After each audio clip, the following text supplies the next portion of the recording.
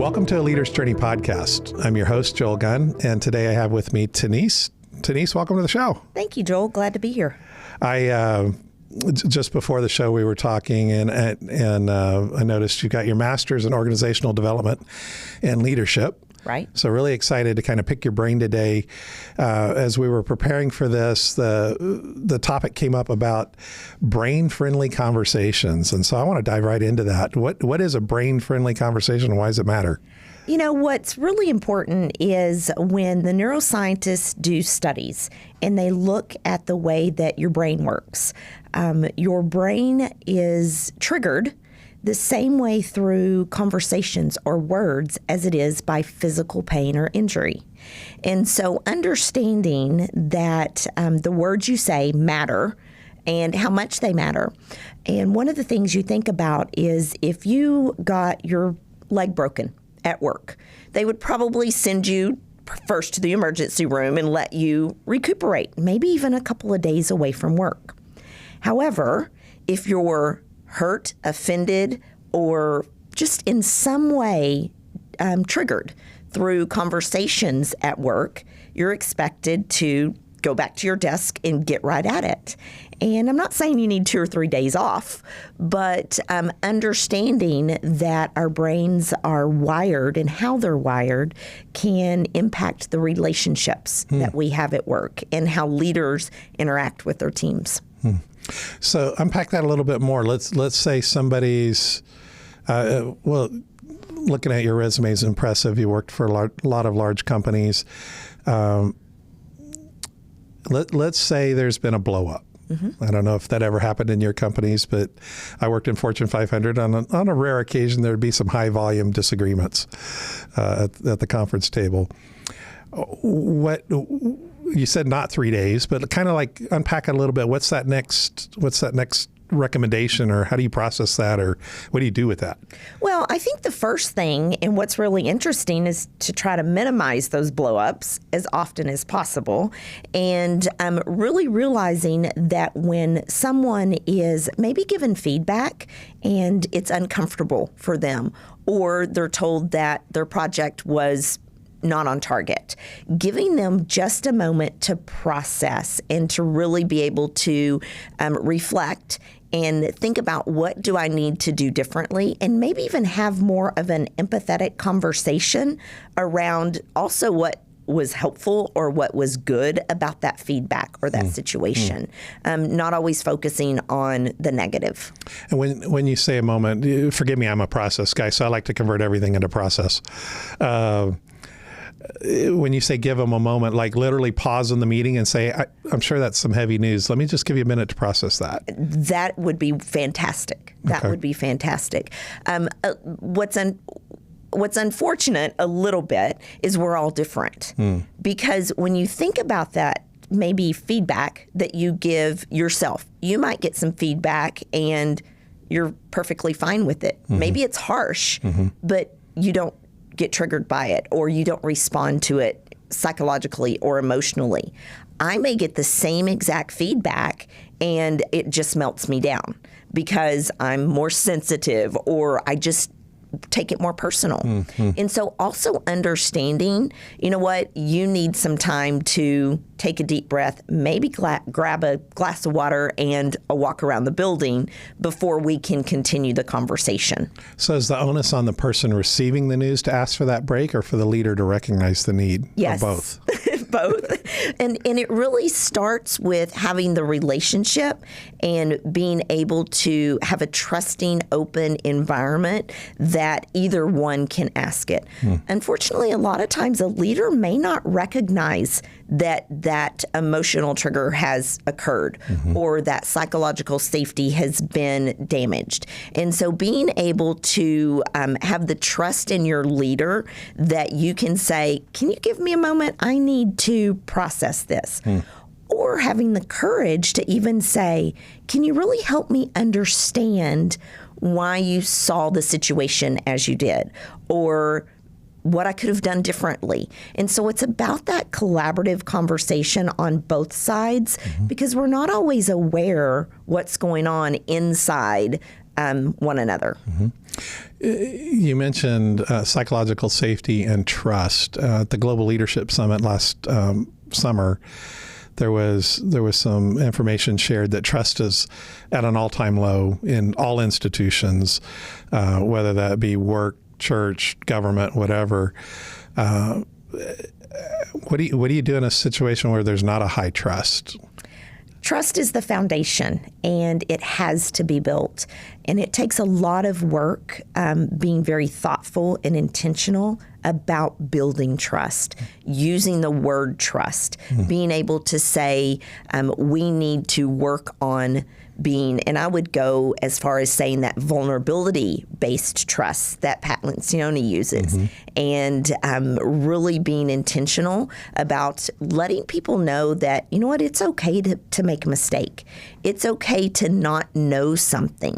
It's okay to ask questions. And so creating that environment really is the foundation of an organization or a team, no matter how big or how small, being able to have the respect and care for one another to build the trust that's needed to really be a cohesive team. I'm just wondering your thoughts on this brain-friendly conversation. Maybe you're not sure where the trust levels are. Maybe you don't have a particularly deep connection with the person you're talking to, either because your organization's too big or the person's too new, or it's just not a thing you spend a lot of time thinking about. Is there like a best practice as a leader, for example, to say, just drop the bomb on the heavy news and then say, do you need a minute, or could we take a minute just to process that? Maybe you don't need it, but I do. Something that would kind of soften or create that space. Yeah. I think the first thing is to build the relationship with the people that you're working with. Really having those open conversations and getting to know people to understand what drives them, understand what particularly maybe triggers them, and having that relationship of care and respect and trust to start with can help you know, how do I go into that conversation? How do I gauge, if I need a break or somebody else needs a break? Being very open and honest. So let's assume one of the viewers of the podcast, you got their attention already. Okay. And they're going, that's not the way I lead. Yeah. How do they start down that path? Do you just go in and go, hey, what triggers you? Do you have any tools or recommendations, experiences, just kind of some of those entry level, what you may consider very elementary? Some of the rest of us may go, wow, that's rocket science, And it's interesting that you say that, because I think that is very common, probably in both of our lines of business, of thinking of something as being, wouldn't that be common sense? But it's not, because it doesn't come natural for everyone. And so I think part of it is having those conversations to get to know each other, asking questions around behaviors. How do you like to interact? How do you see our relationship? How are you best, how do you approach conversation? How do you approach conflict? And so a lot of what I even do is with teams is really helping them understand their personality styles and getting to know, am I driven, and am I looking at challenges? Is it all about results, or is it all about the people? And by looking at that, you can know somebody who's all about the results is probably less about the people. Not saying they don't care about the people, but they're going to focus on results. Somebody who's all about the people may come before the results. So how do we make sure that we have a decoder that helps us understand that about one another so we know how to move forward? You mentioned understanding personalities. So there's lots of tools out there, DISC, Myers-Briggs, and a million others. Do you have a favorite? I would say DISC is probably one of my favorite. I think it's simple and easy to understand, and probably more universal than some of the others. There's a lot out there. Predictive index is one that's very common these days. But I think it's about making sure that as an organization, you have a common language. And it can be through the personality assessment or the different assessments, or just through whatever your culture is. Having that common language to be able to understand one another is very helpful. Yeah, it was huge for me. Back in my corporate days, the first exposure I had to personality assessments, they were handed out. They were, the results were gathered, and then we were brought together as a team to process what does that mean. Right. And we're still good friends today. In fact, I had lunch with him yesterday. An engineering type that when it was time for a break from the meeting, would disappear in a corner somewhere. And back in those days, smoking was popular. And he'd go have a smoke and wouldn't talk to anybody. And then when it's time to be back at the table, he's back at the table. He'd participate. And then next break, poof, he's gone. And I just always assumed like he wasn't connecting, or he felt isolated or whatever, because he wasn't an outgoing person. So I'd go find him. Hey, what's going on? What are you da-da-da-da-da? And what I realized in that processing, he was using that time to recharge. Right. Because he was way more introverted. Right. And so that extroverted activity of being in the room, brainstorming, troubleshooting, creating whatever we were doing, was quite taxing on him. And so here he's trying to go recharge, and I'm interrupting. Right, absolutely. So once I understood that, it's like, okay, let him go recharge. We'll connect after work or something. Yeah. And one of the things that's interesting is a lot of my corporate career, I worked in technology companies. So I worked with a lot of engineers, a lot of scientists, and I worked with a lot of customer service and sales folks. And those are just exactly like you're describing. They're kind of opposite sides of the spectrum when it comes to personality. And not to stereotype, but it's kind of natural for you to go into a line of business that aligns with your personality, with your values, with those type of things. So it gets pretty kind of bucketed. But it's always fun for me at least, to look at an organization and help like the scientists and the engineers work with the sales folks who are on those opposite spectrums a lot of times. I found it was really cool for me. Very, very secular setting, yet I felt like we were, and just to kind of go to an extreme, we were learning how to love each other better. Absolutely. And the unity actually increased, as I respected who this man was and gave him his space to recharge. Right. And, when I would need a break in the office, he was 2 doors down from me, and we're friends. So I'd get up, hey, what's going on? He'd be like, what? I'm like, what's going on? He's like, I'm working. I'm like, yeah, but I mean, like, how's your day? And he's like, I'm trying to get some work done, And then finally he'd kind of break out of that, and like, we'd start talking about, movies or whatever we had in common at that time. And then be like, okay, well, see you later. And then it'd take him a while to re-engage with his work. Yeah. Well, I realized like I'm really disrupting his day and his flow, and he's a friend, so he's trying to be, nice. But if I need to pop up from my desk and, stretch for a minute and kind of reset my brain, I need to go find an extrovert. Right. And so I had another friend that so the three of us actually became better friends because I was honoring the one's need for seclusion, so to speak, and focus on his work. And the other friend felt like I liked him more because I'm interrupting him more, Yeah, so absolutely. even though he was many more doors down, Right. So. Well, what's interesting is a lot of times it's ourselves that need to accommodate for someone else. And that's part of what you were recognizing at that time is making sure that you were getting what you needed, but by not disrupting someone else. And I think by understanding people, whether it's their personality style, their work style, or whatever that relationship component is. Understanding and even in communication, understanding when maybe I can sit here and tell you a story, but somebody else, I need to tell bullet points. I need to net it out or I'm going to lose their attention.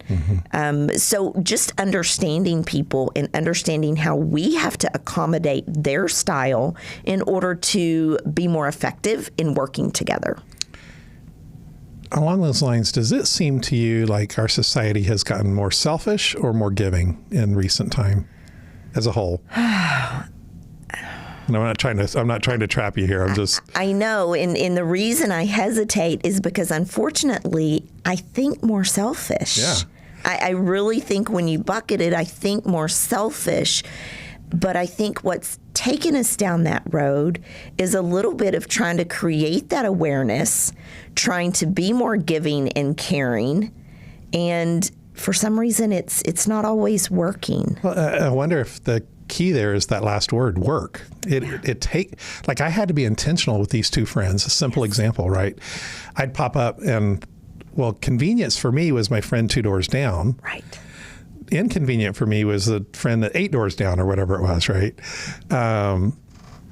Inconvenient or convenient for me was the friend I'd known longer, 2 doors down, or to forge a newer friendship with the other guy. Right. And so if I were being selfish, it's more convenient for me to interrupt my more introverted friend. Yes. Right. But so I had to be intentional. I'd have to stop and think, okay, I got to go I got to go left instead of right, kind of thing.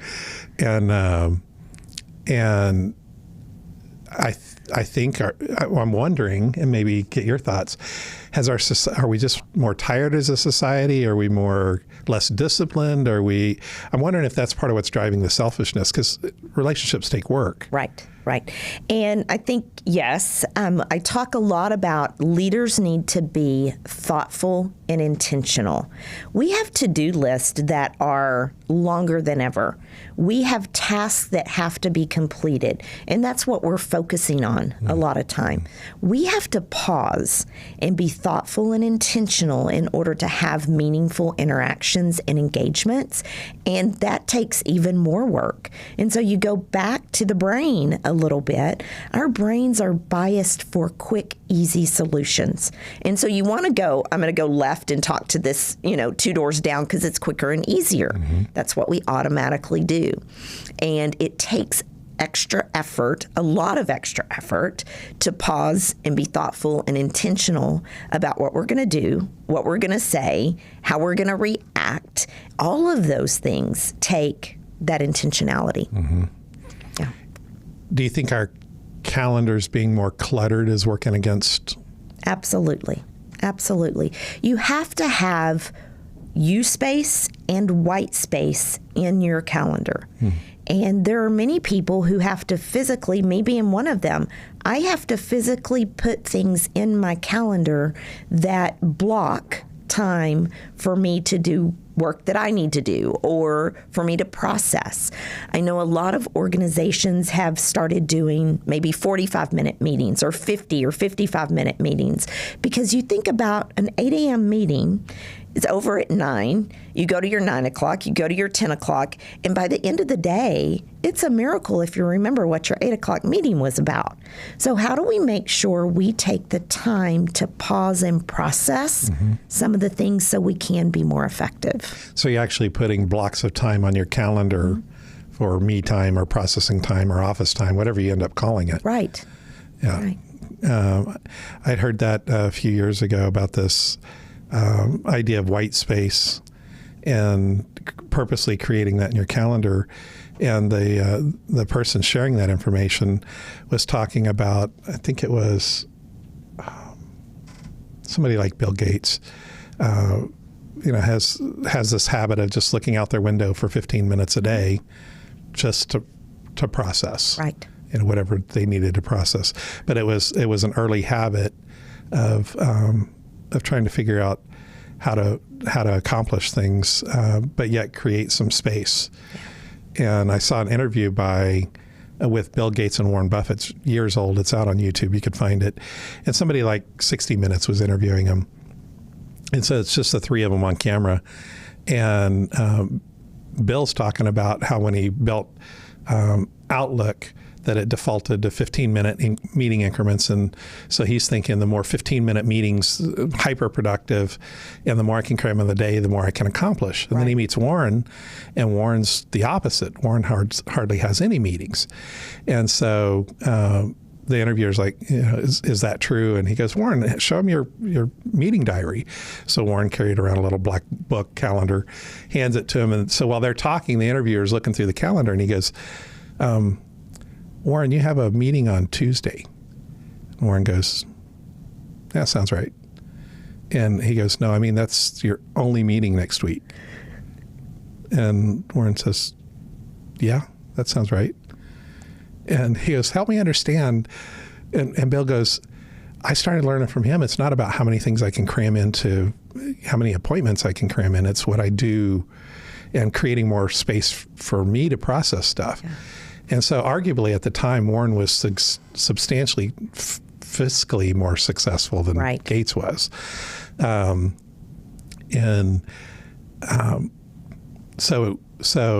Warren looks at the interviewer and says, within reason, I can afford anything I want. I just can't buy more time. Yeah. It's my most precious commodity. Yeah. So I'm very guarded with who I give it to. Now, most of us, listening to this podcast, can't afford a meeting next Tuesday. Right. We've got just the way we earn income is probably not that. But it really challenged me to reassess, and by having that more white space, now I can focus on relationship more than I used to. Absolutely. I used to work those 100-hour weeks, and I had no time for people. Right. Because we were always in meetings.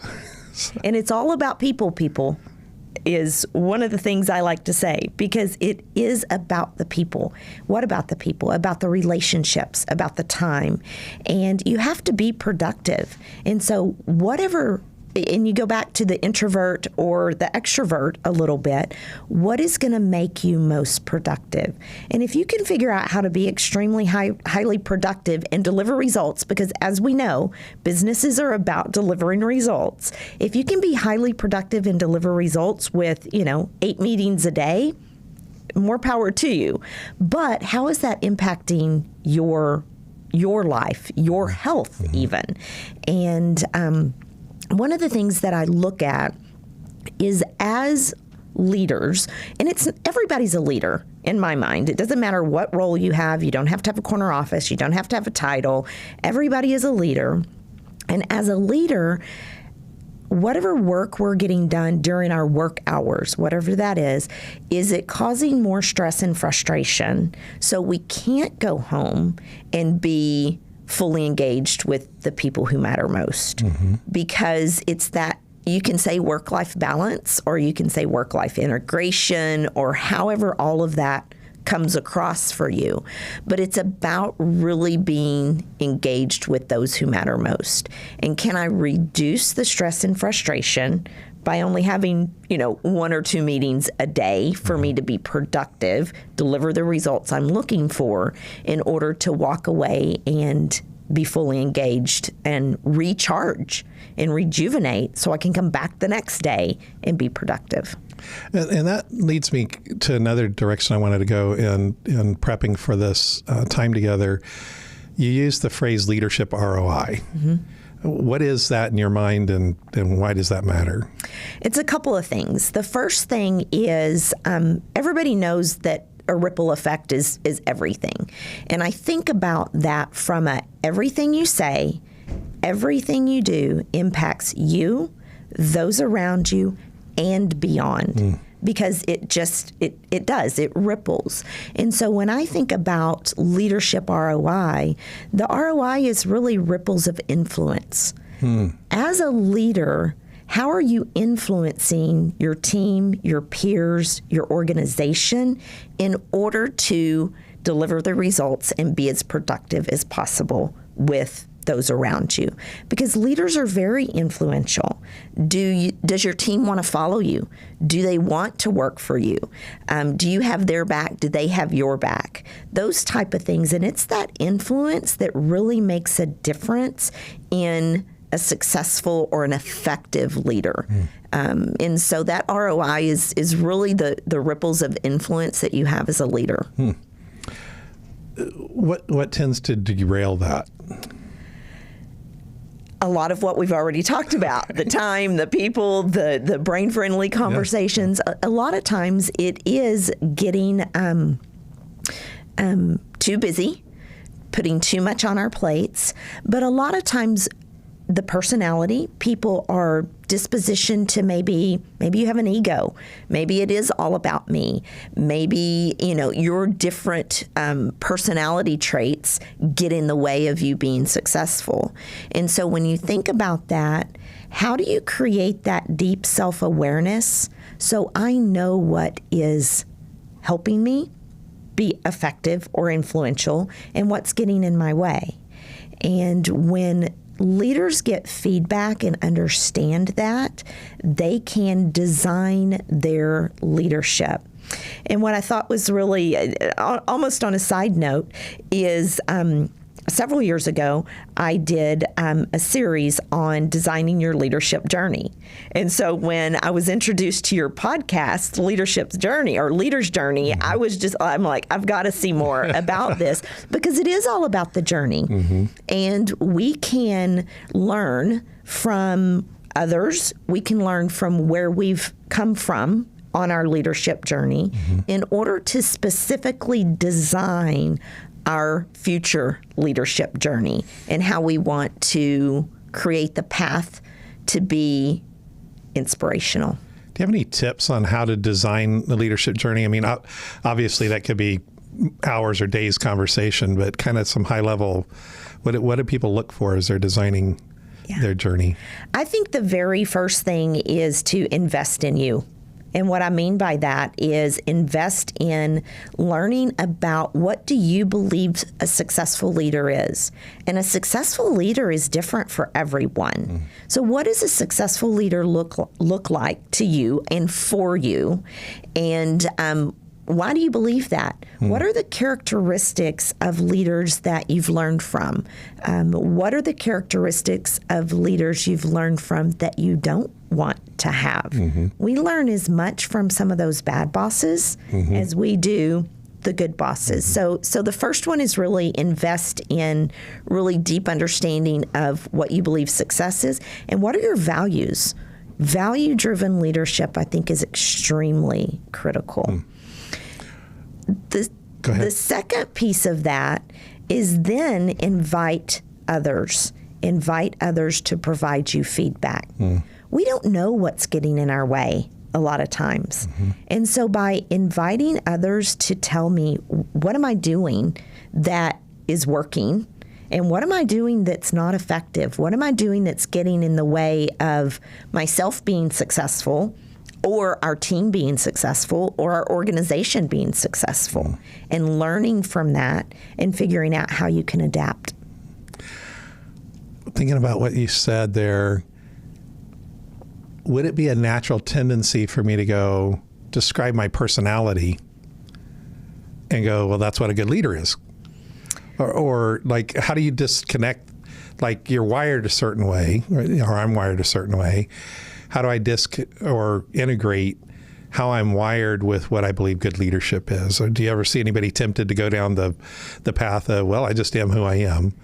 Absolutely. Most people are who they are, especially if they've delivered results.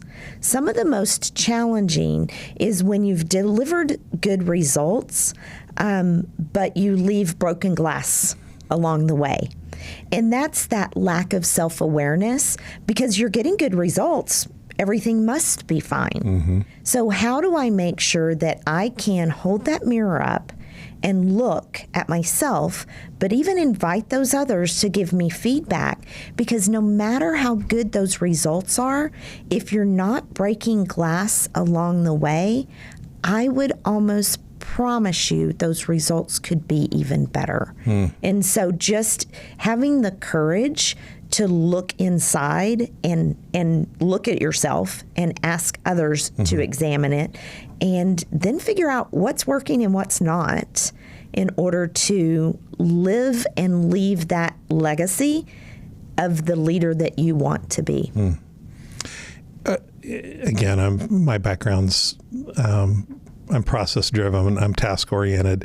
Is there a tool to help with that self-reflection? My favorite tool, which you may challenge me that this is a tool, but my favorite tool is actually journaling. Okay.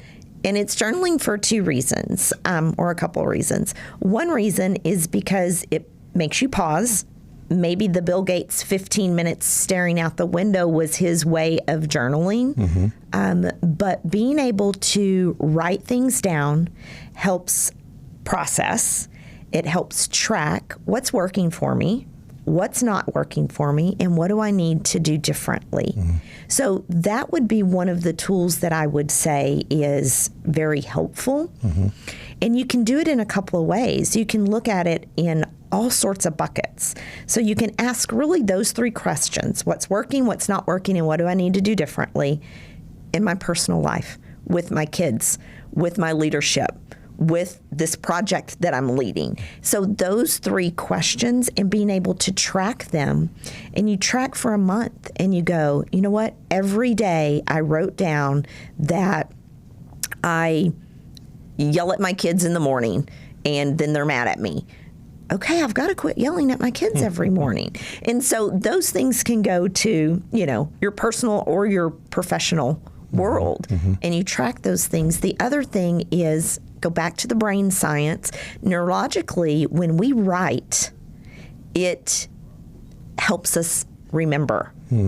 There's a connection, a neurological connection between physically writing and remembering and recall.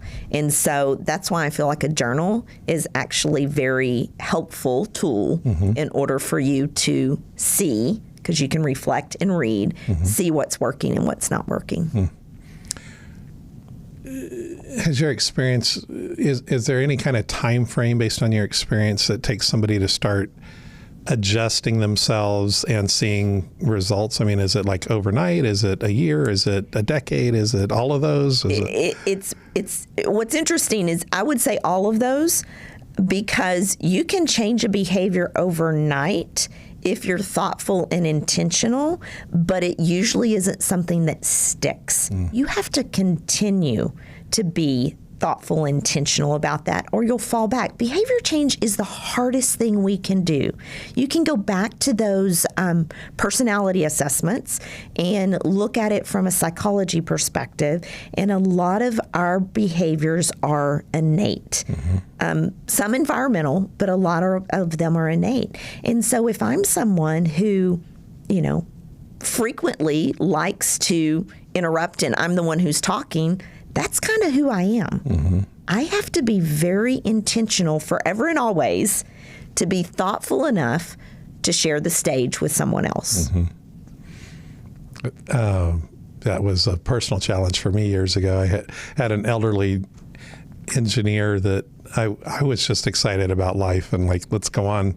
And he'd talk really slow and methodical, and I'd find myself interrupting him. Finally, one day he looks at me and says, "Excuse me, am I less important than you?" Yeah. Like, "No, sir." He goes, "Then why do you keep interrupting me?" It's like, well, I'm not doing it to hurt your feelings. I'm just excited about life, Right. And so he's like, "Well, that really upsets me." Yeah. And I am so sorry. I will try to change, at least when I interact with you. Right. Well, and that actually spilled over, had a ripple effect into me stop interrupting others less. And so as you could tell, even on the podcast, I still tempted to do it from time to time. But yeah, it became a more permanent change. Yeah. Just from that one particular dialogue. I didn't realize the collateral damage, because most people gave me grace and, well, that's just the way he's wired. Yeah. And he wasn't willing to do that. Yeah. And most people don't realize their collateral damage. And that's why we need to invite others to let us know what's happening. And that's hard. It goes back to the comment you said earlier about lack of trust. It's hard for me, and I'm sure that gentleman, to say, am I less important than you? because you seem to interrupt me. That makes people uncomfortable, and we're not good at being uncomfortable. And so what is the collateral damage that any of us are causing that we need to be more aware of in order so we can change that behavior? That's good. And obviously we could put in a plug here for coaches. That's why it's good to have coaching in your life. Absolutely.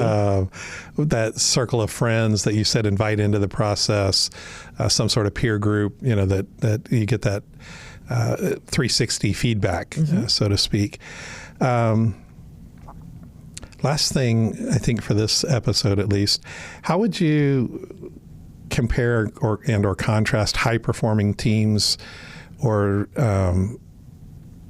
and average? Like what are we putting up with? Where could we be? Yeah. So when I think about a high-performing team, they are delivering the results that they're expected to deliver for their company, their organization, whatever their goals or results are. And that's what's most important, is that they deliver results. I am a firm believer that a cohesive, well-respected, organized, highly trusting team is going to be more effective at delivering those results. If I want to work with you and for you, I'm going to work harder for you.